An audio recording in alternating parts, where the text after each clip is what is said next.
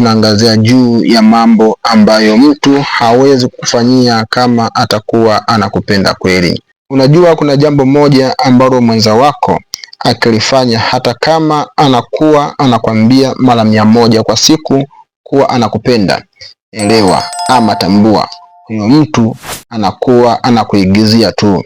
Si hivyo kwamba anakupenda, bali anakuigizia tu. Kikubwa kabisa, husika na mimi kuanzia mwanzo mpaka mwisho, ili uweze kuelewa kwamba je, katika mahusiano yako ulionayo, mtu huyo ulienaye kwenye mahusiano anakupenda kweli, au uko sehemu salama katika mahusiano hayo au la. Namba 1, hawezi kukudharau mbele ya watu. Kisaikolojia, heshima ni msingi mkubwa kuliko hata hisia za kimapenzi. Mtu anayekupenda kweli anakuwa ni mlinzi wako wa kwanza au namba 1. Mtu akikupenda hawezi kutumia mapungufu yako mbele ya ndugu zake wala marafiki zake. Na kama ukikosea ama kufanya kosa mbele ya watu, mtu anayekupenda atakutetea na kisha atasubiri mkifika nyumbani katika hali ya utulivu, atakueleza ni kitu gani ulichokifanya ambacho yeye hajapendezwa nacho, na hapo utaitambua kosa lako kwamba ni nini. Mahusiano mazuri hujengwa kwenye uhusiano wa kihisia. Namba 2, atumii ukimya wako kama silaha ya kuweza kukuadhibu. Kuna tofauti kati ya kukaa kimya na kutuliza hasira na kukaa kimya ili kumkomoa mwenzako. Mtu anayekupenda hawezi kukuacha ukae kimya kwa siku 1, 2, 3 na kadhalika, kisa mumeweza kugombana ama mmepishana kauli. Mapenzi ya kweli inatafuta suluhisho, si ushindi wa kipekee. Mtu anayekupenda atakwambia, niache nipumzike kidogo, maana nimekwisha kukasirika. Baada ya hapo tutazungumza. Huyo ni mtu anayekupenda kweli au anayekupenda kwa dhati. Namba 3, hata kuweka siri yoyote. Kuna utofauti mkubwa kati ya kuweka mahusiano yenu kwa siri au kwenye siri na kuyaweka kuwa ya kifamilia ama ya faragha ama private. Mtu anayekupenda kweli anajivunia wewe, anajivunia uwepo wako. Hii haimaanishi kuwa lazima akuposti katika mitandao ya kijamii. Muhimu kutambulisha kwa ndugu zake pamoja na marafiki zake. Ukiona mtu anakuficha usiwafahamu ndugu zake wala marafiki zake, anakuwa na ile hali ya kuficha kama bidhaa haramu, tambua hapo hakuna upendo wa dhati au upendo wa kweli, ila ni kupotezeana muda tu. Namba 4, hatavuka mipaka yako ya kibinafsi. Upendo si kummiliki mtu, bali ni kuambatana na mtu huku mkiheshimiana. Mtu anayekupenda kweli hawezi kukulazimisha kufanya vitu ambavyo vinapingana na maadili yako. Hawezi kukagua simu yako bila idhini kutoka kwako mwenyewe, kwa sababu wewe ndio mmiliki wa simu yako.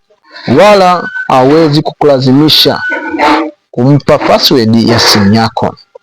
Hawezi kukulazimisha kutumia pesa zako kwa mambo yasiyo ya lazima au yasiyokuwa ya msingi, maana mwenye maamuzi ya pesa kwa asilimia kubwa ni wewe. Lakini lazima uangalie matumizi ya pesa yako yanayotumika ni masuala ya lazima au ni masuala ya kimsingi. Hivyo hawezi kukulazimisha tu kisa yeye anahitaji pesa kutumia kwenye mambo yake. Namba 5, hata kuacha ujisikie upweke ukiwa naye. Upweke wa ajabu na mbaya zaidi duniani ni kuwa na mtu kimahusiano ya kimwili na siyo kihisia. Kawaida vyote huambatana, mwili pamoja na hisia. Anayekupenda kweli hawezi kupuuzia hisia zako.